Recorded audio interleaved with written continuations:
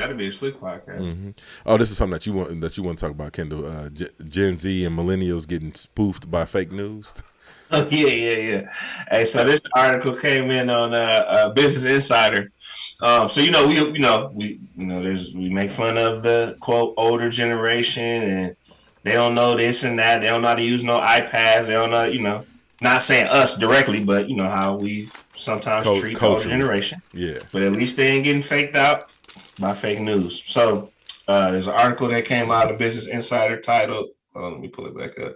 Boomers are mean for falling for fake news, but are better at identifying online misinformation than Gen Z or millennials, survey says. So, so for those unaware, I'll first break down the generational definitions so you better understand it if you don't know what it is. Baby boomers are from 1955 to 64. Generation X is 65 to 1980. Millennials are 1981 to 96. So that's like age 27 to 42. And then Gen Z is 97 to 2012, which is basically ages 11 through 26. So the survey found that the younger test takers were not as adept at spotting the difference between real or fake headlines as their older counterparts were. So this test wasn't like taken by everyone. You're not saying it's all of America, no shit like that. So it wasn't necessarily nationwide. I mean, it was, but it was a subset of people. So it was only about 1,500 people that took this test during this study. And when it was conducted, it was conducted by a polling organization by the name of YouGov back in April of 2023. So they examined how likely people were to be fooled by the fake headlines. And the survey they call it the misinformation susceptibility test. Okay. And it was developed by the University of Cambridge psychologists. Only 11% ages 18 through 29 correctly identified more than 16 headlines, and 36% got less than 10 headlines correct. Meanwhile, 36% of those aged 65 and older got a high score, and only 9% received a low score. That's fucking hilarious. Some of the analysts believe that so it's not like, they just basically saying Gen Z and the millennials are idiots and they just believe whatever they see. But what they're saying is basically they're attributing it to the fact that they spend more time online, like on their phones and shit. So with less than a quarter of 18 to 44-year-olds spend 2 to few hours of recreational time online each day compared to 44% of those aged 45 and older.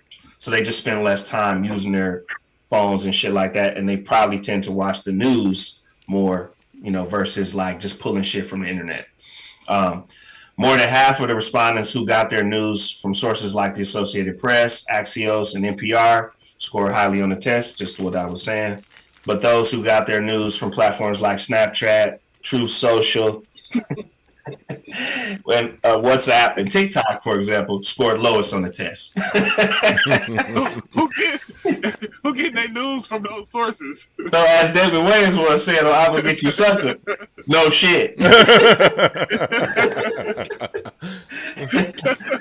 dog. Get your ass off Truth Social. Get your ass off Truth Social. And I'm not even saying get off. Just don't get all your news from there. That's all. But anyway. Although the stereotypes about the older generation falling victim to fake news may be dated, they are rooted in fact. So they found a study in 2019. It was a study by Princeton University. Found that respondents over 65 were more likely to share false, misleading posts on Facebook than other adults. So you see the older generation be sitting on Facebook. That shit start coming up on their timelines, and now they starting to share that shit. So basically, they kind of showing how it's starting to creep up because now they starting to believe what they seeing on like Facebook, for example. Because older people tend to be on Facebook because the families is on it and all that. So I thought that was hilarious. However, as more people turn to social media to get their news, according to Reuters, that's what they believe. The chances of being fooled is going to be more persistent as the age groups go. Solutions, as my man Ron would say. Some of the solutions that I thought of, because I am an expert, check the website. Big Masters. Hold on a second. Big Masters. Check the check the website. Scroll up and down, and what I mean by check the website, look at the web address. If it's like .this, it ain't .com or it's .gov or something like that. Outside of that, you might want to just kind of check the source. You know what I'm saying? Do a Google search, real shit, easy stuff. Search the headline of the story that you're reading. You know what I'm saying? See if there's other sites outside of like gossip sites or like media takeout, stuff like that. They probably not as real. Not saying that they can't be, because you can find some real shit on gossip sites, but they usually tend to stick to rumors first, and then the facts can come out later. They don't really care how they come out after the fact.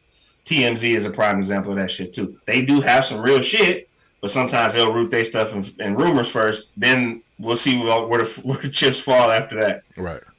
Read the article. What I mean by that is, like, instead of just reading the headline itself, click into the article and read it. Yeah. Sometimes you'll see a headline, you click into that shit, and ain't got no information in there. Article ain't got nothing to do with it. They'll just have how to get your penis bigger. You know what I'm saying? You know what I'm saying? So just click into the motherfucker. Don't get crazy off the headline. Click on. Also, another thing that I do is like when you're reading the article, if it does have something in it, if it has like a lot of grammatical errors and shit, or like run-on sentences, like our homeboy Antoine, he don't like to use no punctuation, so we don't believe nothing he said. No, I'm just playing. But check and see how the shit is written. You know what I'm saying? Also, click on the author. You know what I'm saying? When you see like at the top who's writing it, sometimes you can click on the actual author to see other articles that they may have written. Yeah. See they like authenticity. And then what was my last one? Oh yeah. Talk to the baby boomers. Talk to the OGs. Get some of their expertise. What do they see when they read certain things? You might get some game from them. You might learn something. Right. Exactly. Oh, and also if you're interested solutions, man. Hey man, I'm trying. Also, if you're interested in taking the test, it's only 2 minutes long. You go to your mist, so MIST.streamlit, so streamlit.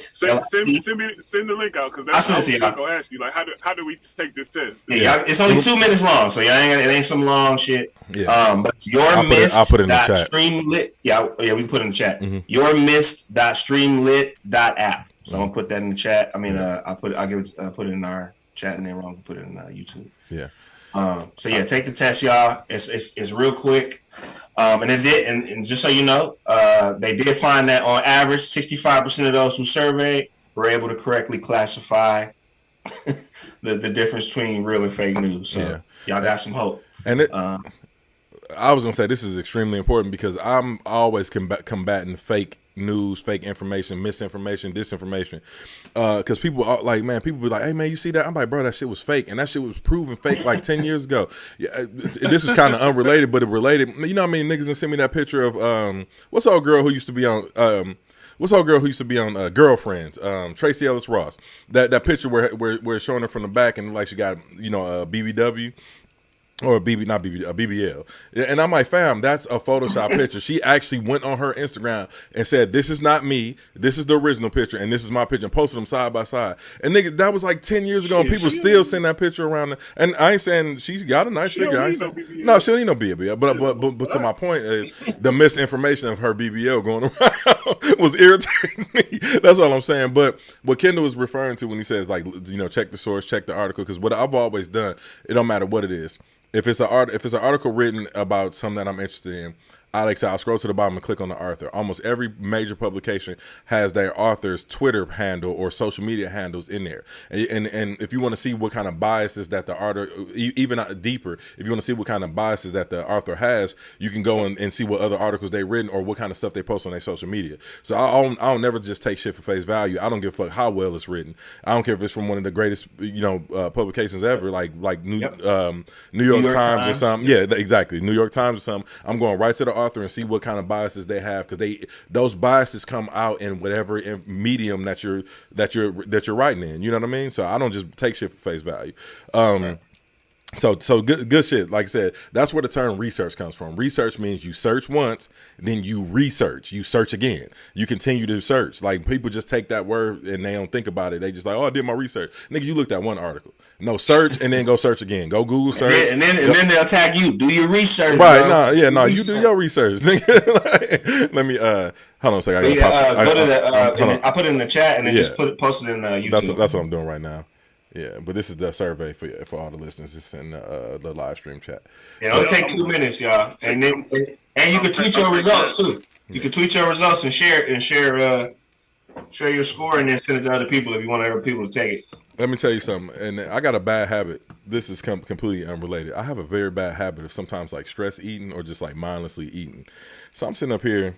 And I got one of my favorite stacks. I see you over there. I was gonna rib your ass. No, I was eating some Swedish fish, bro. I'm like in my theater room. I eat Swedish fish, bro. Like you got to be real careful when you're reading ingredients. You can't just be mindlessly eating like this, bro. This shit, it's 5 pieces per serving. It's 3 servings in this goddamn box right here. I just ate the whole fucking box.